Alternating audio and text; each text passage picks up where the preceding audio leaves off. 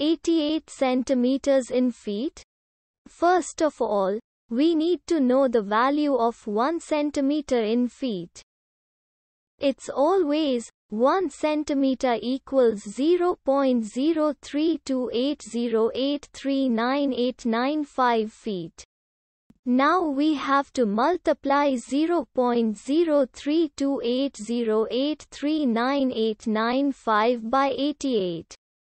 Therefore, 88 centimeters times 0.03280839895 feet equals to 8,871,391,076 feet.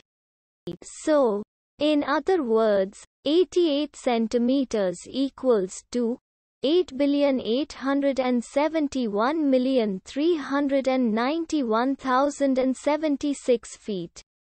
We hope you have enjoyed this video.